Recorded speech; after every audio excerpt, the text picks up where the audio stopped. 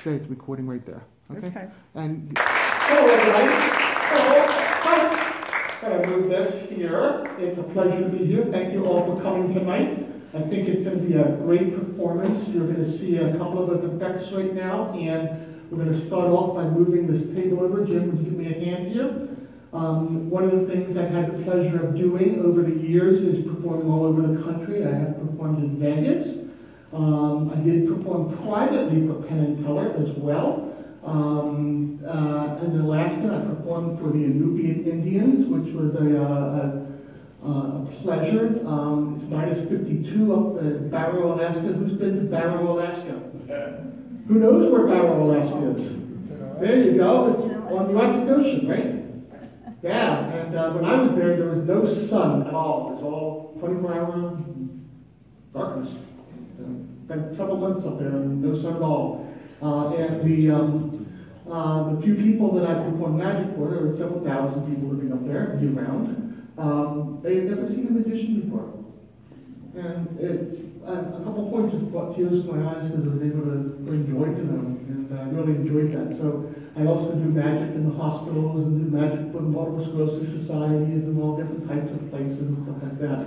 And one of the things I've found over the years is that everybody has different costumes and different outfits. And for the Inupiat Indians, they wear these heavy outfits with a lot of different furs and different types of stuff like that. I, for example, have this outfit. And my funny neighbor gave it to me. And I asked him about it. And he said, you got this from a thrift store.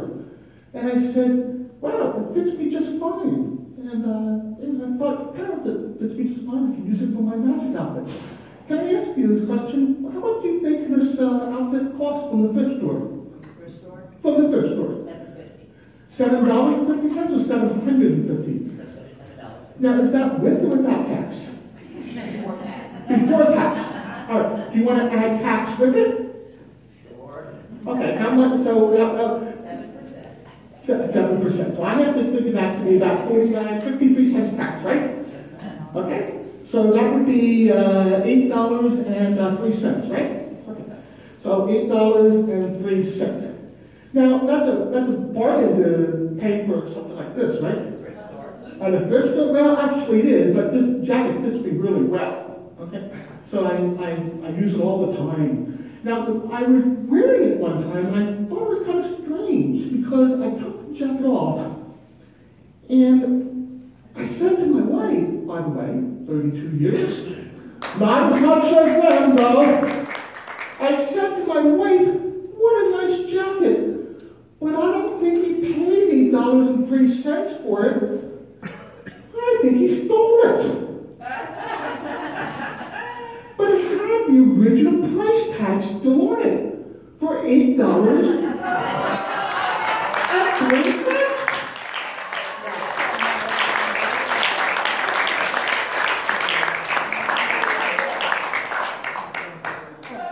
Were you the wife of my funny neighbor? Perhaps not. Perhaps not. And what is your name, lovely? Marge. Let me see your hands. What a lovely ring. Can you stand up for a second?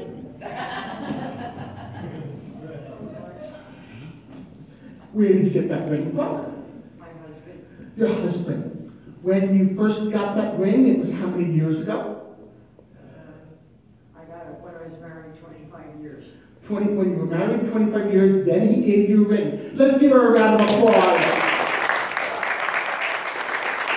I gave my wife the ring before we got married, but she was an exception. Can I see the ring? Or take it off? That might be a problem. Might be a problem. I think it will be. Oh, I don't think you want to do. Now she wants me to touch. Now she wants me to touch that ring. How about if we sit you down and we use. Can you get your ring off? Nobody can. Yes, come on up. Yeah. And what is your name? I didn't hear you. Debbie, I have a question, a very important question. You can't get back on it. That's okay. I have an important question. Did you get that ring before or after a special event? I Okay, so that's unlike her. She got it after 25 years of marriage. So what was that ring special for? It's a wedding ring. Can I look at it? Very nice. I have a question. Was this wedding ring boxed when you got it? Was it in a box? Was it gift wrapped or anything? Huh? This wedding ring wasn't gift wrapped? Now, when you had this wedding ring, was he down on his knees when he gave it to you? No, nothing special, just gave you a wedding ring? At a ceremony. Was it at a ceremony? Okay, you didn't take it out of a box? Okay.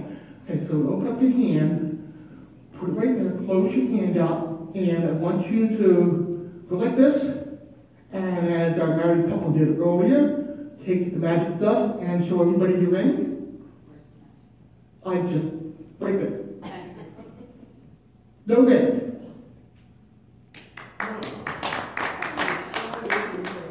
Very magical, but we did find a wallet on the floor earlier. And in that wallet is some memories. Oh, it's another wallet. How many years are you married? Were you married?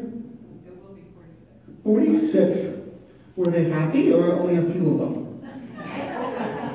A lot of them. A lot of them. My wife and I only had one fight our entire 30 years. That's the 2 years. Another wallet. 2 wallets. A third wallet. Are you following? Are you following? Yes. Something back in here. And is this the ring right there? Yes. Inside of the wallet? Would you show everybody?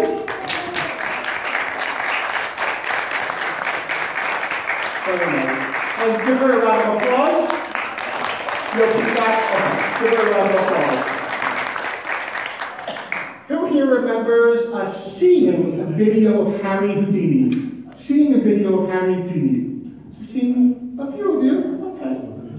Harry Houdini was a great American. He was a magician. He was an illusionist. He could escape from bonds that were freeing people up in those days. He was famous for 2 effects. One was metamorphosis. He would stand outside of a locked box, and in 3 seconds, he would change place with his wife. The second effect he was famous for was the handcuff effect. He would be put in handcuffs, go behind a curtain, much like this. In 3 seconds, he would emerge, and all was done. There was a third effect he did early in his career, a predecessor to the handcuff effect, which I'm going to do tonight. And it was called the Hindu needle mystery. And it involved needles and threads. I'd like to have a volunteer. It needs to be someone who's male or female and has 2 legs. And have you? Come on. Come on. Give her a round of applause. And what is your name? Rosette? Roseanne. Roseanne. With or without the E? No E. So give her a round of applause. Okay. And then I want you to stand right here. You're going to face just like that. Okay? A little bit like that. Good. And I'm going to stand here. And what I want you to do is I want you to take one of these needles. And I want you to examine the needle, and I want you to verify that it is a legitimate needle. Not only is it legitimate, but it's a steel needle. It's sharp. It doesn't bend. It doesn't break. Correct? I want you to place that needle into the beverage here. There you go. Just drop it in. Okay. There are 9 more needles on here. Take one needle at a time, examine it, verify it, show the audience, and then drop it in here. Now, what Houdini did was that he learned from the circus performers, the sword swallowers, the fire eaters, the snake charmers, to swallow needles, do it for all pennies. For all of them. There's the sword swallowers, to swallow a piece of thread, to swallow needles, and then to bring the thread back up with the needles already attached. This is what I'm going to be doing tonight with these needles right here. Are they all legitimate? Yes. Okay, good. You got them all? One more. Okay, good. Good, thank you. Stay right there. Let's give her a round of applause. Okay, so she did that. Now we need a piece of thread. So I want you to break off a piece of thread about the length of my arm. Okay? Now what Houdini did, break it off if you will, is that he learned from these circus performers, the sword swallower, the fire eater, that he needed to swallow a piece of potato about the size of a marble on a piece of string. He would swallow that, and he learned to use his esophagus muscle and his stomach muscle to bring it up. It took some time, but he was able to regurgitate it and to bring it up. Soon, he was able to bring it up without the aid of a string. So he would swallow a piece of potato the size of a marble, bring it up, no string, and voila, he had himself a nice party trick. But he also had himself the secret to the handcuff trick, because now he could swallow a key, 3 seconds later, emerge from behind the curtain, and all was done. May I have the screen, please? Give her a round of applause. May I have a seat? Thank you so much. Okay. So there's a magician before Houdini died by the name of Mark D'Souza, who spoke with Houdini and asked how he did this key trick. And he shared with Mark D'Souza how he did this trick, and when Houdini died, this magician shared it with the magic community. If Mark D'Souza had not learned of this, that secret would have gone to the grave. So I now present to you the Houdini needle, the Hindu needle mystery.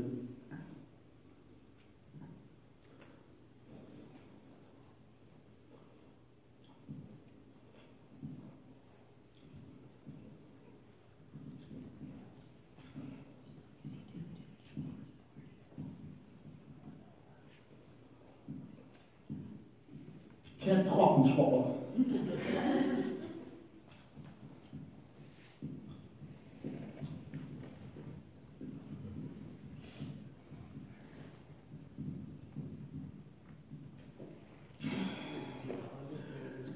That was the easy part. This is the hard part. Now I like to think of this liquid beverage as special for me, because there are 3 reasons why it's special. One is that it's got a nice flavor and taste, and it'll soothe what ails me as everything goes down.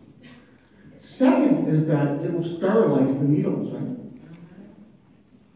And third is that I won't remember anything once I'm all done. So, without further ado, a toast to life, to health, and to mystery.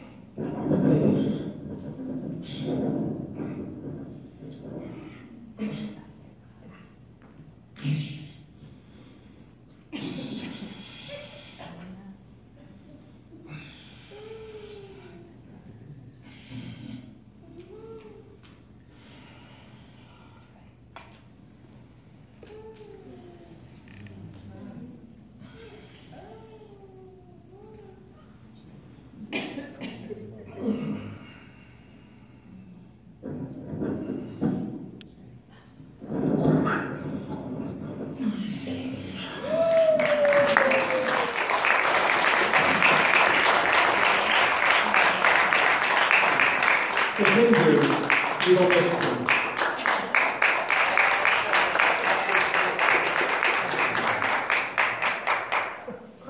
That can be a little bit rough on the stomach. Do we have any physicians in the house? Any physicians? Any nurses? Any nurses? One nurse. Any physician's assistants? Any EMTs, paramedics? No? Well, we have one physician, that's me. And in case I have a hemorrhage or something, I can fix myself, right? And we're going to need a physician for this next effect. Because we're now going to switch from needles to a spike.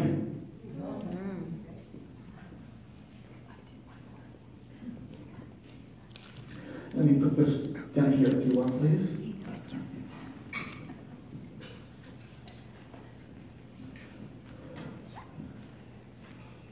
Excuse me.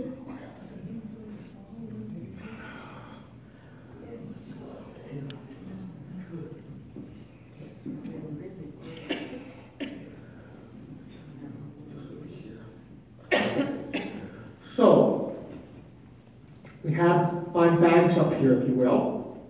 Each of these bags contain a block in it, for example, except each of these bags contain a block, just like this. Each bag contains a blank block. Except one of these bags, there it is, one of these bags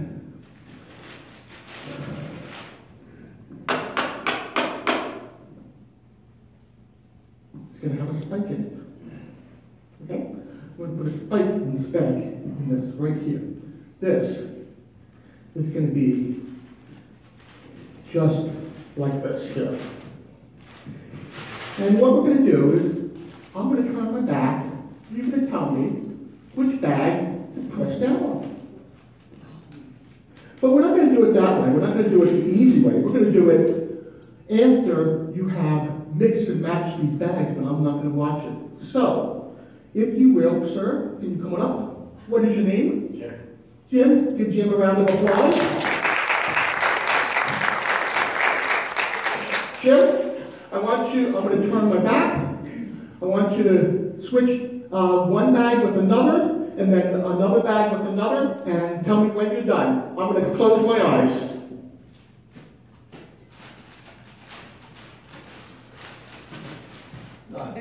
Okay, good. So, you may have a seat. So the bags all weigh the same, with the exception of 4 ounces. So, sir, what is your name? What is your name? My name is Sit in the Back.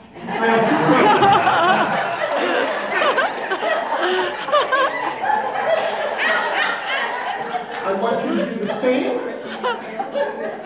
I want you to switch one bag to the other, but wait until I turn around, okay? Go ahead. Okay, all done. Good. And you may have a seat. Give them a round of applause. Now, I'm going to ask you 1, 2, 3, 4, 5, which one to put my hand down on and get rid of that bag. And maybe I'll spike myself. I don't know. We'll see. It's all up to you. This is your decision, not mine. I spike myself, I could become paralyzed.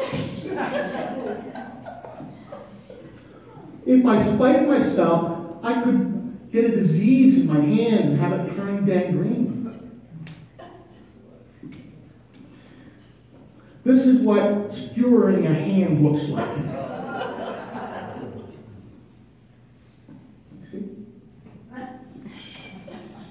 You can lift your jaw. Obviously, there's lots of blood supply in the hand, so we would lose a lot of blood, and I don't want that to happen, because if that were to happen, and we don't want that because I'm the only physician in the room, although we do have someone who can help me out here. Okay? So, without further ado, we need one more person, and that's going to be you. Come on up. Now, I don't need to, I can see this, I want you to take them and put them in front of any of the bags. I don't know which bag contains the spike, but just randomly assign them to those bags there. So what you did is you put on the bag number 1, disease, bag number 2, hemorrhage. You can have Steve give her a round of applause. Bag number 3, urine. Bag number 4, death, that's the one I don't want. And paralyzed, okay? So, sir, 1, 2, 3, 4, or 5, pick a number. 1? 5, okay. So, what you've done is, if this is going to spike, I'm going to be paralyzed, right? Right? No. So I don't have to worry about paralysis, okay? So we can put that one upside down, okay? So who wants to volunteer next? Oh, you've been smiling this whole time. Okay. So what I would like you to do is to pick a number, 1, 2, 3, or 4. 2, hemorrhage. So the thing about hemorrhage is that when we bleed, we lose all the blood and our blood pressure drops. The heart goes into a rhythm, sometimes an irregular rhythm. And that irregular rhythm on the top of the heart is called atrial fibrillation. On the bottom of the heart is called ventricular fibrillation or V-fib. When the bottom of the heart fibrillates, we call it death. On the top of the heart fibrillates, atrial fibrillation, we call it coumadin. So anyway, there we go. So this one here, you said, 2? No, that one. Okay. So, hemorrhage is out. Okay. 1, 3, or 4. Which one is next? With the green shirt, right behind you there? What number? What's my choices? Yes, 1, 3, or 4. 1? So you pick disease.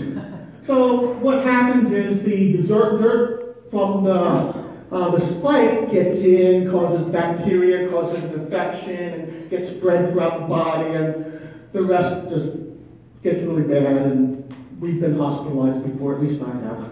And it's not pleasant, because then you open up every 2 hours for vital signs. That's the worst part, right? Okay.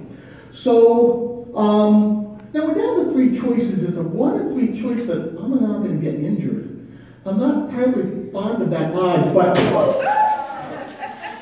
but nonetheless, I'll take it. All right, so now we have left skewered and dead.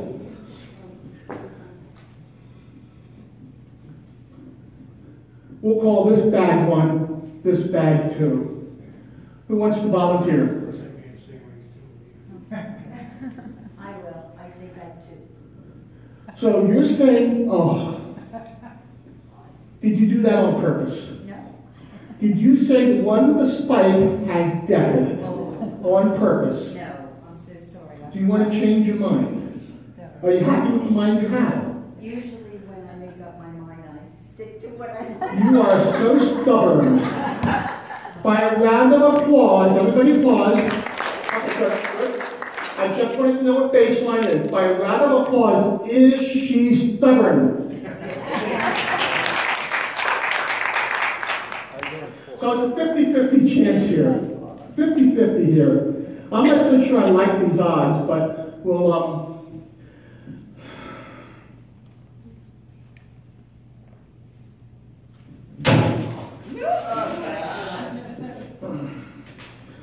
So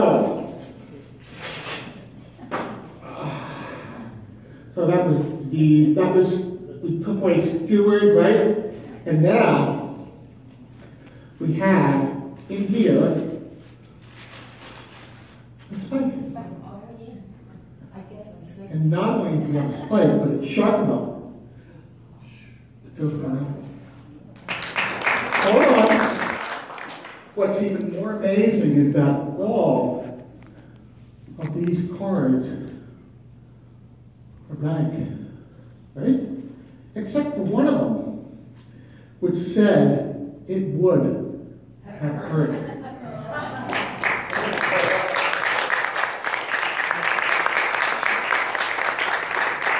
It's my pleasure to do magic. I like people to laugh. I like people to forget about their problems. It's just nice to entertain and to see people just enjoy themselves. So when you leave tonight and go home, I hope to see the light of the end of the day. I hope that it's just not a training. So thank you.